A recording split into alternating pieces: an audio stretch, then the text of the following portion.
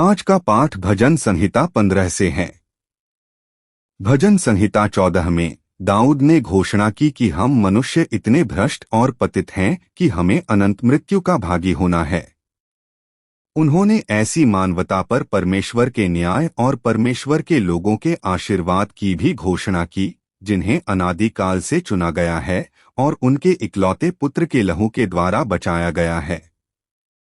आज के अंश में दाऊद एक बार फिर आलंकारिक प्रश्न पूछते हैं, यदि हम मनुष्य इतने भ्रष्ट और पतित हैं कि हम परमेश्वर के पास नहीं जा सकते या उनके राज्य में प्रवेश नहीं कर सकते, तो फिर कौन परमेश्वर के पास जाकर उनके राज्य में प्रवेश कर सकता है? वे इस बात पर जोर देते हैं कि केवल वे ही ऐसा कर सकते हैं जो उनके इकलौते पुत्र के लहू में विश्वास करते हैं। हालांकि दाऊद की घोषणा आसानी से आपत्तियों और इस तरह के प्रश्नों को जन्म दे सकती है, तो मूसा को परमेश्वर की व्यवस्था क्या दी गई है? मूसा की व्यवस्था क्या कार्य करती है, क्या भूमिका निभाती है? ऐसा इसलिए है क्योंकि पंचग्रंथ में कहा गया है कि जो कोई भी इस व्यवस्था का पालन करता है वह परमेश्वर के पास जा सकता है और उनके राज्य में प्रवेश कर सकता है। जवाब में दाऊद घोषणा करता है कि यह व्यवस्था हमें पाप क्या है, यह समझाने और समझाने के लिए दी गई थी। हमें यह समझाने के लिए कि हम मनुष्य पाप के कारण अनंत मृत्यु के लिए नियत हैं और हमें परमेश्वर के एकलौते पुत्र मसीहा, जिसे परमेश्वर भेजेगा, के लहू के गुणों पर विश्वास करने के लिए मार्गदर्शन देने के लिए दी गई थी। तो परमेश्वर इस बारे में क्या कहते हैं? आज हम इसका अन्वेषण करेंगे और उनकी कृपा को साझा करेंगे। सबसे पहले आज का पाठ घोषणा करता है कि हम मनुष्य इतने भ्रष्ट और पतित हैं कि हम परमेश्वर के पास नहीं जा सकते या उसके राज्य में प्रवेश नहीं कर सकते। भजन संहिता 15:01 में कहता है, हे प्रभु, तेरे निवास में कौन निवास कर सकता है? तेरे पवित्र पर्वत पर कौन निवास कर सकता है? हे प्रभु, तेरे निवास में कौन निवास करेगा? तेरे पवित्र पर्वत पर कौन निवास करेगा? यह वाक्य ऐसा प्रतीत होता है जैसे दाऊद परमेश्वर के पास आकर कोई प्रश्न पूछ रहा हो। हालांकि यह प्रश्न परमेश्वर से किसी उत्तर की अपेक्षा नहीं करता, बल्कि यह एक आलंकारिक प्रश्न है जिसका उद्देश्य दाऊद जो कहना चाह रहा है उस पर जोर देना है। शायद यह एक आलंकारिक प्रश्न है जिसका उद्देश्य हमें अध्याय 14 में वर्णित मानवता की भ्रष्टता और भ्रष्टाचार की याद दिलाना और उसके परिणामों पर जोर देना है। अर्थात हम मनुष्य इतने भ्रष्ट और पतित हैं कि हमें अनंत मृत्यु का भागी होना तय है। दूसरे शब्दों में, कोई भी परमेश्वर के पास नहीं जा सकता, उसके सामने खड़ा नहीं हो सकता या उसके राज्य में प्रवेश करके वहां निवास नहीं कर सकता।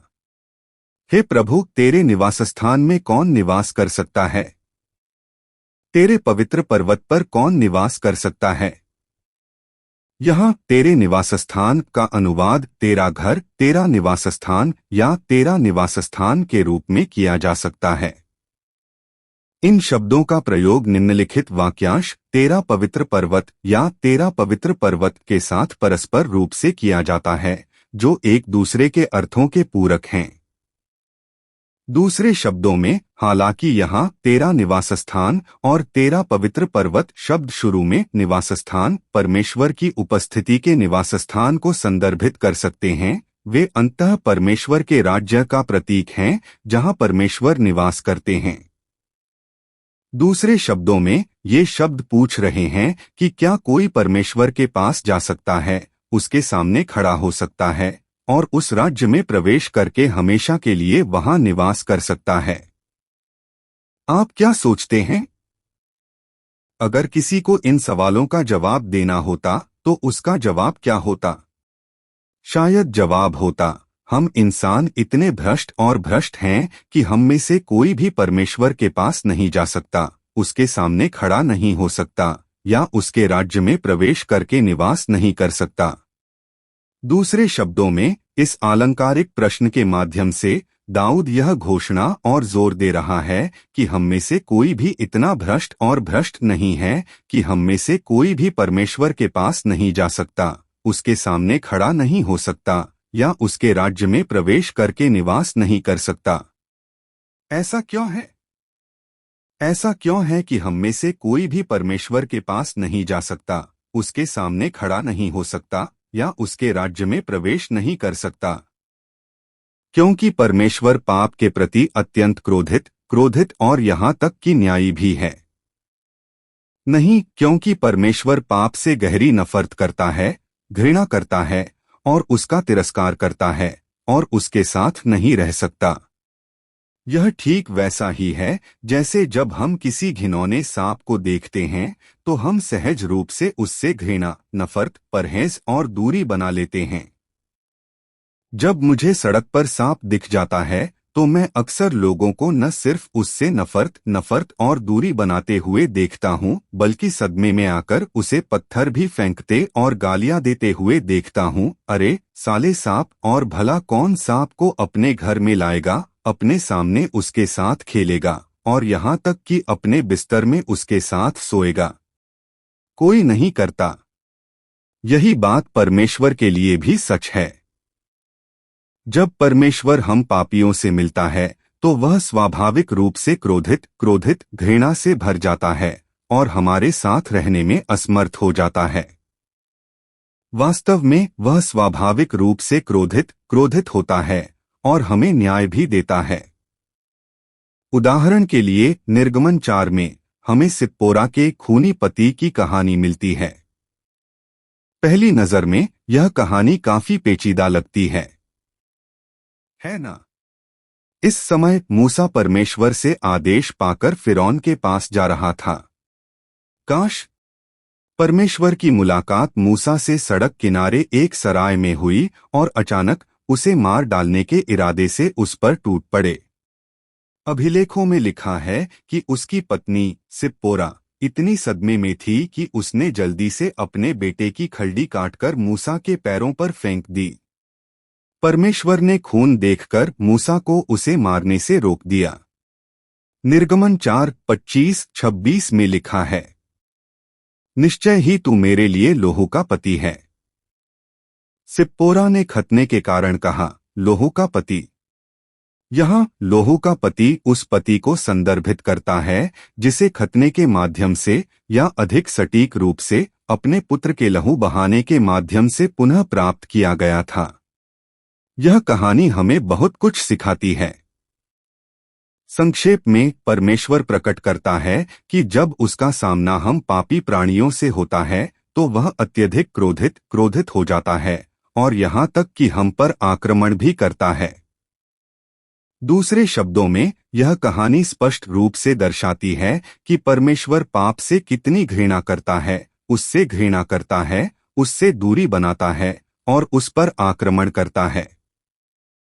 साथ ही यह कहानी उस उद्धार के कार्य का पूर्वाभास कराती है जो परमेश्वर भविष्य में करेगा। अर्थात परमेश्वर हमें दिखाता है कि जब समय आएगा तो वह अपने एकलौते पुत्र को क्रूस पर मरने के लिए भेजेगा, अपना लहू बहाएगा। इससे हम पापियों को, जो उसके क्रोध और प्रकोप के पात्र हैं, क्षमा कर दिया जाएगा और हमें जीवन प्रदान किया जाएगा। दूसरे शब्दों में क्रूस पर अपना लहू बहाकर वह हमें, जो अनंत अग्नि की झील के लिए नियत हैं, अनंत स्वर्ग की ओर ले जाएगा। दूसरे शब्दों में यह प्रतीकात्मक रूप से उस कार्य के सार को दर्शाता है जो परमेश्वर मूसा के माध्यम से करेगा और उसके परिणाम। किसी भी स्थिति में परमेश्वर पाप से बहुत क्रोधित होता है, उससे घृणा करता है और उसके साथ नहीं रह सकता। इसलिए हम प्राकृतिक लोगों के लिए परमेश्वर के पास जाना, उसके सामने खड़ा होना, उसके राज्य में प्रवेश करना और उसके साथ हमेशा के लिए रहना बिल्कुल असंभव है। दूसरे शब्दों में हम सभी मनुष्य अपने पापों के लिए परमेश्वर द्वारा दंडित हैं, अनंत मृत्यु और नरक में अनंत अग्नि की झील के लिए नियत हैं। हे प्रभु, तेरे निवास में कौन रहेगा? तेरे पवित्र पर्वत पर कौन निवास करेगा? तो कौन सचमुच परमेश्वर के पास आ सकता है, उसके सामने खड़ा हो सकता है, उसके राज्य में प्रवेश कर सकता है और वहां हमेशा के लिए निवास कर सकता है? दूसरे शब्दों में, अगर आज के पाठ में इस आलंकारिक प्रश्न का कोई और उत्तर है तो वह यह है कि जैसा कि भजन संहिता 14 में चर्चा की गई है, केवल वे ही ऐसा कर पाएंगे जो मसीहा को स्वीकार करते हैं और उस पर विश्वास करते हैं, जो ऐसे लोगों को बचाने के लिए परमेश्वर के राज्य से आता है। नहीं, परमेश्वर ने अनादिकाल से ही ऐसे लोगों को बचाने के लिए अपने इकलौते पुत्र को भेजने की योजना बनाई थी। उद्धार की इस योजना की पुष्टि पूरी बाइबल में आसानी से की जा सकती है। उदाहरण के लिए, उत्पत्ति 3:15 में कहा गया है कि मसीहा एक स्त्री के वंश के रूप में आएगा। उत्पत्ति 12 में कहा गया है कि मसीहा अब्राहम के वंशज के रूप में आएगा। इसके अलावा मसीहा के उद्धार कार्य के एक आदर्श के रूप में परमेश्वर ने भविष्यवाणी की थी कि इस्राएली एक विदेशी भूमि में प्रवेश करेंगे, 400 वर्षों तक दास्ता में रहेंगे और फिर मुक्त होंगे। वास्तव में जब समय आएगा तो हम देखेंगे कि परमेश्वर उन्हें मूसा के माध्यम से मुक्त करेगा, जैसा कि उसने वादा किया था। इसके अलावा परमेश्वर ने पुराने नियम के बलिदानों को एक आदर्श के रूप में प्रदान किया, मसीहा की रक्त बहाने वाली सेवकाई। इसके अलावा परमेश्वर स्वयं दाऊद के सामने प्रकट हुए और उन्हें बताया कि मसीहा उनके वंशज के रूप में आएगा। इसलिए परमेश्वर के निकट आने, उनके सामने खड़े होने, उनके राज्य में प्रवेश करने और हमेशा के लिए जीने के लिए हमें मसीहा को स्वीकार करना और उन पर विश्वास करना होगा। दूसरे शब्दों में, पाप की क्षमा पाने, परमेश्वर के लोग, परमेश्वर की संतान बनने, उनके राज्य में प्रवेश करने और हमेशा के लिए जीने के लिए हमें मसीहा के लहू के गुणों पर विश्वास करना होगा। दूसरा, आज का पाठ व्यवस्था क्या है, यानी उसका कार्य और भूमिका। कई लोग आसानी से पूछ सकते हैं, तो मूसा को दी गई व्यवस्था का कार्य और भूमिका क्या है? तो दाऊद इस प्रश्न का उत्तर देते हैं, परमेश्वर ने मूसा की व्यवस्था क्यों दी इस प्रकार। आज का पाठ भजन संहिता 15:2-5। वह जो धर्म से चलता और न्याय करता है, जो हृदय से सच बोलता है, जो अपनी जीभ से निंदा नहीं करता, जो अपने मित्र का बुरा नहीं करता, जो अपने पड़ोसी की निंदा नहीं करता, जो अपनी दृष्टि में नीच मनुष्य को तुच्छ जानता है, परंतु यहोवा के डरवैयों का आदर करता है, जो अपने मन को बदले बिना अपनी हानि के लिए शपथ खाता है, जो निर्दोष के विरुद्ध ब्याज या रिश्वत नहीं लेता। जो लोग ऐसा करते हैं वे कभी विचलित नहीं होंगे। ईमानदारी से कार्य करें। यहाँ ईमानदारी से शब्द का अर्थ है पूर्ण, पूर्ण, पूर्ण और त्रुटिहीन। तो यहाँ ईमानदारी से काम करने का अर्थ है पूरी तरह से, पूरी तरह से, पूरी तरह से, बिना किसी दोष के काम करना। दूसरे शब्दों में इसका अर्थ है परमेश्वर के वचन से बिना किसी विचलन के उसका 100% पालन करते हुए जीना। हाँ, लेकिन इस तरह जीना आसान नहीं है ना? न्याय का पालन करना। यहाँ न्याय शब्द का अर्थ सही या धार्मिकता है। न्याय का पालन करना का अर्थ परमेश्वर से अपने पूरे जीवन और आत्मा से प्रेम करना और अपने पड़ोसी से अपने समान प्रेम करना भी कहा जा सकता है। हाँ, इस तरह जीना आसान नहीं है ना? अपने हृदय में सत्य बोलो। यह श्लोक हमें पाप न करने के लिए कहता है, यहाँ तक कि अपने हृदय में भी नहीं। दूसरे शब्दों में, हमें किसी भी प्रकार का कलह, लोभ, अभिमान या वासनापूर्ण विचार नहीं रखना चाहिए।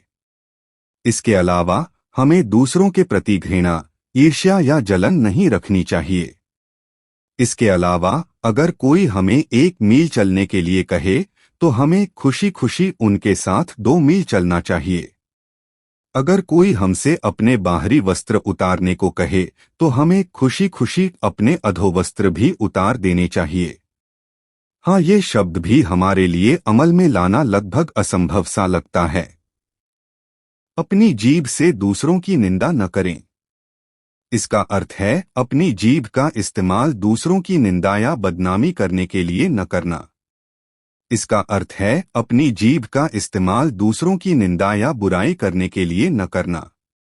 वह अपने मित्र का बुरा नहीं करता। इसका अर्थ है किसी मित्र, सहकर्मी या अन्य व्यक्ति का बुरा न करना। अर्थात वह किसी को कोई नुकसान या क्षति नहीं पहुंचाता। नहीं, वह किसी को अपमानित या चोट नहीं पहुंचाता। वह अपने पड़ोसी की निंदा नहीं करता। इसका अर्थ है दूसरों का उपहास, आलोचना या मजाक न करना। इसका अर्थ है दूसरों को धमकाना, परेशान या बदनाम न करना। वह व्यर्थ व्यक्ति को तुच्छ जानता है, परंतु यहोवा का भय मानने वालों का आदर करता है। यहाँ व्यर्थ शब्द का अर्थ है अस्वीकार करना, अस्वीकार करना या तिरस्कार करना। इसलिए यहाँ व्यर्थ व्यक्ति का अर्थ है ईश्वर द्वारा अस्वीकृत व्यक्ति, ईश्वर द्वारा अस्वीकृत व्यक्ति या ईश्वर द्वारा तिरस्कृत व्यक्ति। उदाहरण के लिए हम कह सकते हैं कि वे लोग हैं जो लगातार ईश्वर को कोसते हैं, उपहास करते हैं और तिरस्कार करते हैं, और इस प्रकार ईश्वर द्वारा अस्वीकृत, अस्वीकार और तिरस्कृत होते हैं। एक और विशिष्ट उदाहरण देने के लिए इसमें वे लोग शामिल हैं जो बिना किसी हिचकिचाहट के समलैंगिकता का अभ्यास करते हैं, एक ऐसा अभ्यास जो ईश्वर को बहुत क्रोधित और क्रोधित करता है। इसके अलावा जो लोग इस समलैंगिकता का समर्थन करते हैं, इसके साथ एकजुटता में खड़े होते हैं और इसमें सहयोग करते हैं, उन्हें भी ईश्वर द्वारा अस्वीकृत, अस्वीकार और तिरस्कृत किया जाता है। एक और उदाहरण देने के लिए कुछ लोग यह दावा करते हुए कि अच्छा ही अच्छा है, बुद्ध के जन्मदिन पर मंदिर पर चढ़ते हैं, भिक्षुओं के साथ मूर्ति को प्रणाम करते हैं और उसके साथ संवाद करते हैं। परमेश्वर उन लोगों पर बहुत क्रोधित और क्रोधित है जो ऐसी मूर्तियों की पूजा करते हैं। फिर भी कुछ लोग ऐसे भी हैं जो मानो उनका मजाक उड़ाते हुए उनके साथ शामिल हो जाते हैं, हंसते हैं, उनके साथ बातें करते हैं, उनके साथ गहरी संगति करते हैं। ऐसी स्थिति में परमेश्वर को कैसा महसूस होता होगा? शायद उनके भीतर से हजारों ज्वालाएं उठेंगी और वे क्रोध की एक धारा उगलते हुए अपनी सांस छोड़ेंगे। इसलिए आज का पाठ हमें ऐसे लोगों के साथ न चलने, न ही उनके साथ हंसने और बातें करने के लिए कहता है। इसके बजाय हमें परमेश्वर के पक्ष में खड़े होकर उनके साथ मिलकर ऐसे लोगों का तिरस्कार और विरोध करना चाहिए। दूसरी ओर अगर ऐसे लोग हैं जो परमेश्वर का भय मानते हैं और उनका आदर करते हैं, जो परमेश्वर के पक्ष में दृढ़ता से खड़े हैं, तो यह हमें उनके साथ चलने, उनका सम्मान करने और सक्रिय रूप से उनकी मदद और सहयोग करने के लिए कहता है। उनके हृदय में की गई प्रतिज्ञा, चाहे उनके अपने नुकसान के लिए ही क्यों न हो, अपरिवर्तनीय रहती है।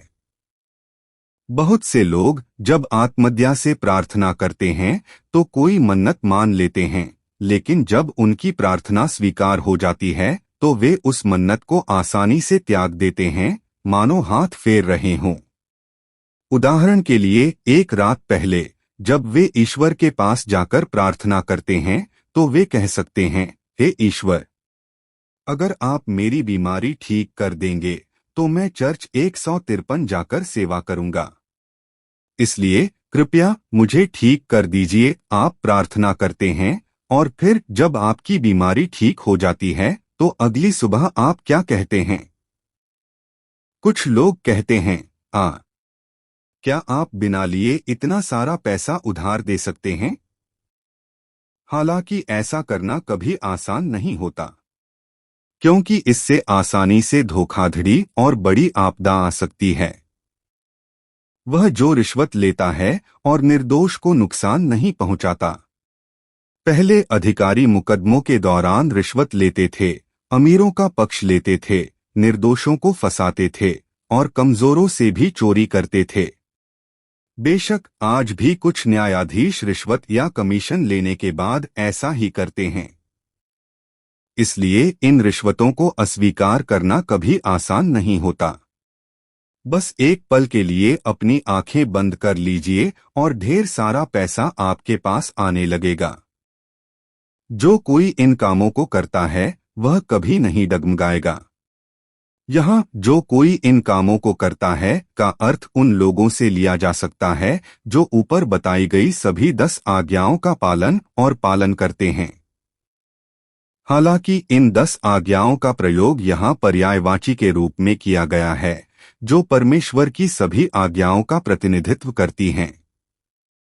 दूसरे शब्दों में बाइबल में कुल 613 आज्ञाएं हैं, 248 आज्ञाएं जो हमें ऐसा करने के लिए कहती हैं और 365 आज्ञाएं जो हमें ऐसा न करने के लिए कहती हैं।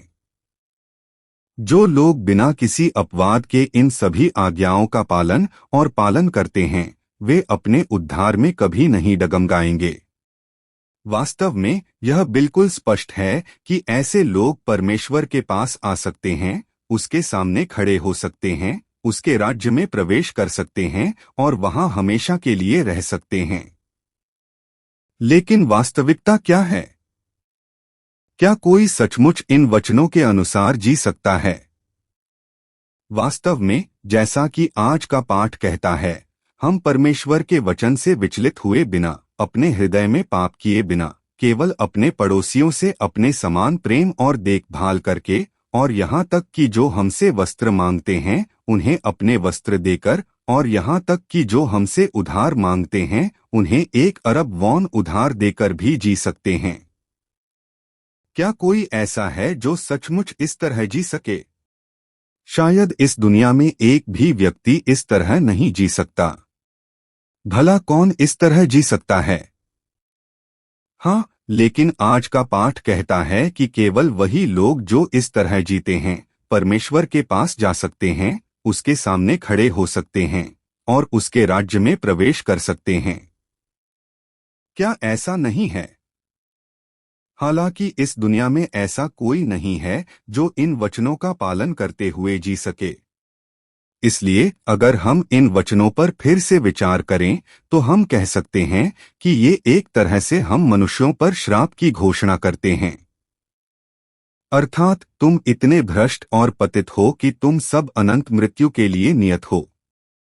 नहीं, तुम में से कोई भी अपने पापों के कारण परमेश्वर के पास नहीं जा सकता, उसके सामने खड़ा नहीं हो सकता या स्वर्ग में प्रवेश नहीं कर सकता।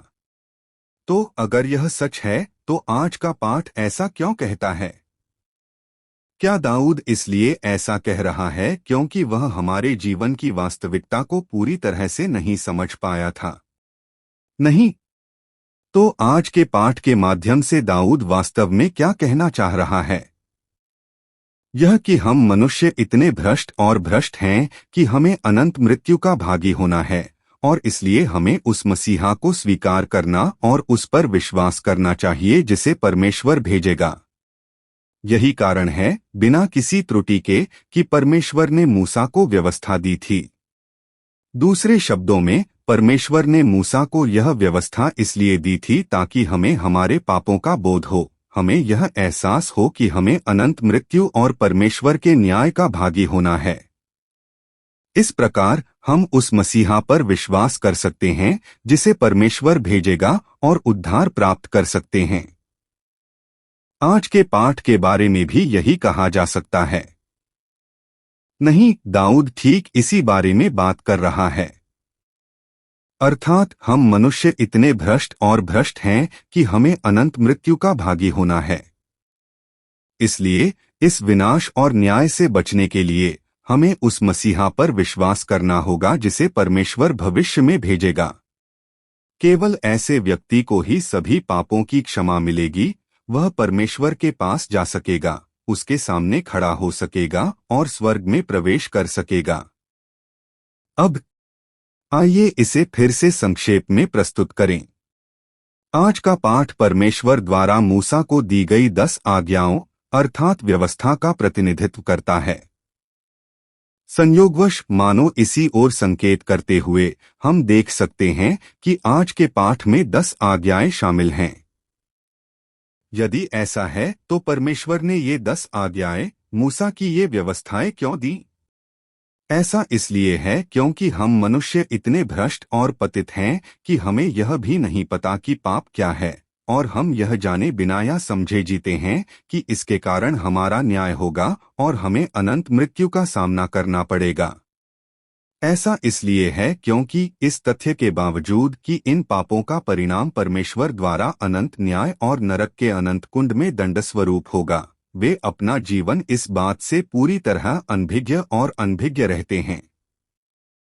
इसलिए पौलुस यह भी कहता है, रोमियो 3:20 कहता है, इसलिए व्यवस्था के कामों से कोई उसके सामने धर्मी नहीं ठहरेगा, क्योंकि व्यवस्था के द्वारा हम पाप के प्रति सचेत होते हैं। रोमियो 7:7 यह भी कहता है, व्यवस्था के बिना मैं पाप को न जानता, क्योंकि यदि व्यवस्था न कहती लालच मत करो, तो मैं लालच को न जानता।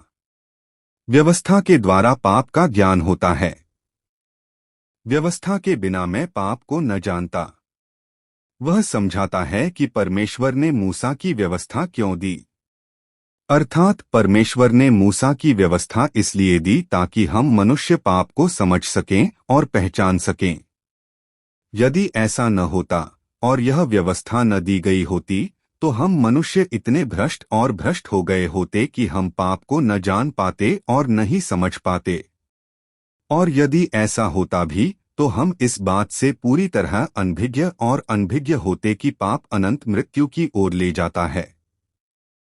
लेकिन क्योंकि परमेश्वर ने पहले ही यह देख लिया था और हमें यह व्यवस्था दी थी, इसलिए हम अंततः समझ सकते हैं कि लालच, यौन अनैतिकता, घमंड, घृणा, कलह, धोखाधड़ी, हिंसा और यहाँ तक कि परमेश्वर से विमुख होना और मूर्तियों की पूजा करना, ये सभी पाप हैं। हम यह भी समझ सकते हैं कि इन पापों के कारण हम सभी परमेश्वर के अनंत न्याय का सामना करते हैं और अनंत अग्नि की झील में डाले जाते हैं। तो हमें क्या करना चाहिए? तो हम मनुष्यों को परमेश्वर द्वारा भेजे गए मसीहा यीशु मसीह के लहू के गुणों पर विश्वास करके बचाया जाना चाहिए। यही कारण है कि परमेश्वर ने मूसा की व्यवस्था दी। बिल्कुल सही। आज का पाठ इसी बात पर बात करता है। दूसरे शब्दों में, हम सभी मनुष्य इतने भ्रष्ट और पतित हैं कि हम अनंत मृत्यु के लिए, नरक में अनंत अग्नि की झील के लिए नियत हैं। नहीं, हम परमेश्वर के पास नहीं जा सकते, उसके सामने खड़े नहीं हो सकते या उसके साथ रहने के लिए स्वर्ग में भी प्रवेश नहीं कर सकते। तो हमें क्या करना चाहिए? इसलिए ऐसे मनुष्यों को परमेश्वर के पास जाने, उनके सामने खड़े होने और स्वर्ग में प्रवेश करने के लिए हमें केवल परमेश्वर द्वारा भेजे गए मसीहा यीशु मसीह के लहू के गुणों को स्वीकार करना और उन पर विश्वास करना होगा। हे प्रभु, तेरे निवास में कौन रहेगा? परमेश्वर। धन्यवाद, धन्यवाद। मैं आपसे प्रेम करता हूँ। हम स्वीकार करते हैं कि अपने पापों के कारण हम परमेश्वर के पास नहीं जा सकते, उनके सामने खड़े नहीं हो सकते या उनके साथ नहीं रह सकते। नहीं, हम स्वर्ग में प्रवेश नहीं कर सकते। हम पापी हैं और अनंत मृत्यु के लिए नियत हैं। हमें बचाने के लिए अपने इकलौते पुत्र को भेजने और हमें बचाने के लिए क्रूस पर अपना लहू बहाने के लिए धन्यवाद, धन्यवाद। हम इस उद्धार में सदैव आनंदित रहें और हम सदैव परमेश्वर के प्रति कृतज्ञता और स्तुति में रहें। मैं यीशु के नाम पर आपको प्रार्थना और आशीर्वाद देता हूँ। आमीन।